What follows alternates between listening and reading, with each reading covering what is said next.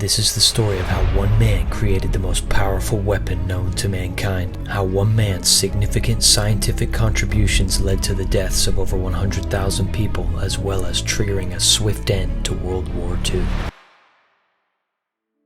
This man's name was J. Robert Oppenheimer, and his expertise in the fields of quantum mechanics and theoretical physics led to the creation of the atomic bomb. Oppenheimer was born on April 2, 1904, and went on to become an American theoretical physicist and leader of the Manhattan Project. Oppenheimer's academic background is extensive and impressive. His undergraduate studies took place at Harvard University, where he initially studied chemistry and later switched to physics. He graduated with a Bachelor of Arts degree in chemistry in 1925. For his graduate studies, Oppenheimer traveled to England and pursued a PhD in physics at the University of Cambridge. He conducted research under the supervision of physicist J. Thomson and worked on the topic of cosmic rays. He completed his doctoral thesis titled On the Quantum Theory of the Capture of Electrons by Positive Ions and received his PhD in 1927. Following his PhD, Oppenheimer spent a year doing postdoctoral research at the Cavendish Laboratory in Cambridge, working with notable physicists such as Ernest Rutherford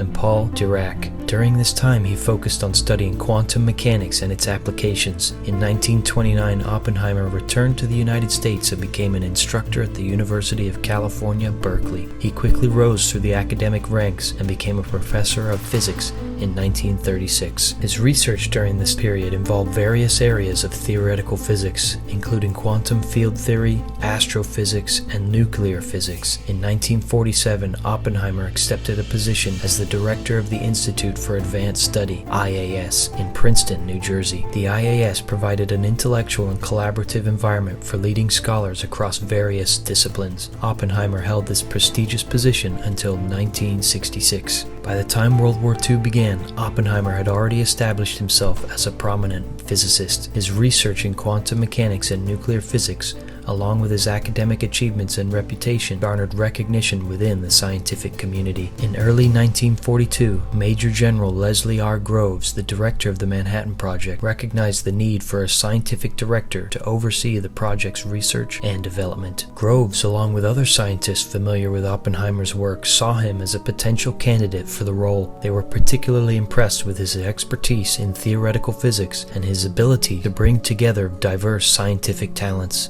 In June of 1942, Groves officially appointed Oppenheimer as the scientific director of the Manhattan Project's Los Alamos Laboratory in New Mexico. Oppenheimer's primary responsibility was to assemble and lead a team of scientists and engineers to develop the atomic bomb. Additionally, Oppenheimer possessed excellent communication skills, which proved essential in coordinating the efforts of the multidisciplinary team working on the project. Oppenheimer's deep understanding of theoretical physics, particularly his knowledge of quantum mechanics and nuclear reactions, made him well suited to guide the scientific aspects of the project. His insights and expertise were instrumental in solving various scientific and technical challenges encountered during the development of the atomic bomb.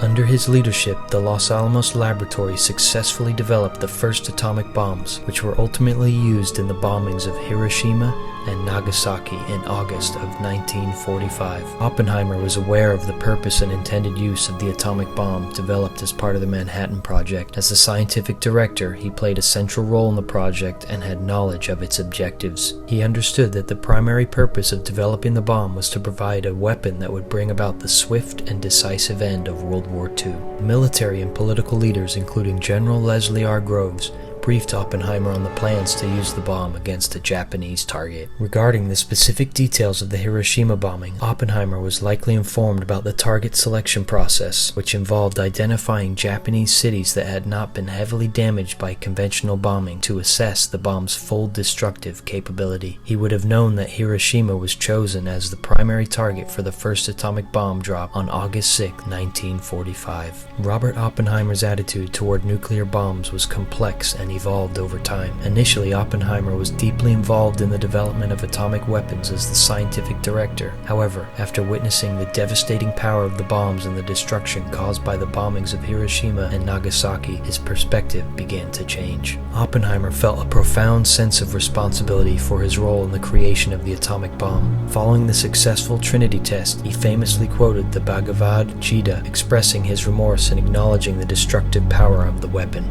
This quotation, "Now I have become death, the destroyer of worlds," reflected his awareness of the immense consequences of nuclear weapons. He was tasked with coordinating research efforts, overseeing the design and construction of the bomb, and ensuring the successful implementation of the project's scientific goals. Oppenheimer's leadership qualities played a crucial role in his selection for the position. He had demonstrated strong organizational skills and the ability to inspire and motivate others. Oppenheimer grappled with the moral implications of the atomic bombs. He became increasingly concerned about the indiscriminate and catastrophic nature of nuclear warfare. He questioned the justifiability of using such weapons and the potential for civilian casualties. Oppenheimer recognized the ethical challenges posed by nuclear weapons and the need for international cooperation and control to prevent their further proliferation. In the post-war years, Oppenheimer became an outspoken advocate for arms control and the limitation of nuclear weapons. He joined organizations such as the Federation of Atomic Scientists and the Emergency Committee of Atomic Scientists, working to raise awareness about the dangers of nuclear proliferation and the need for international agreements to control and reduce nuclear arsenals. Oppenheimer's evolving attitudes and his associations with left-leaning intellectuals during the politically charged climate of the Cold War led to scrutiny and the revocation of his security clearance in 1954. His critical stance on nuclear weapons and his past associations raised concerns among government officials about his loyalty, despite Oppenheimer's acknowledged contributions to the development of the atomic bombs. Overall, Oppenheimer's attitude toward nuclear bombs shifted from being instrumental in their development to becoming increasingly concerned about their destructive potential and advocating for international control and arms limitation. His experiences and reflections played a significant role in shaping public awareness about the dangers of nuclear weapons and their long-term consequences. Oppenheimer's role in the end of World War II is unprecedented. However, the weight of being such a monumental driving force to the creation of nuclear weapons must be difficult to bear. However, his efforts and contributions undoubtedly prevented even more death and warfare. May he and many other heroes of this time never be forgotten for all they did to fight against evil. Explore the past, shape the future.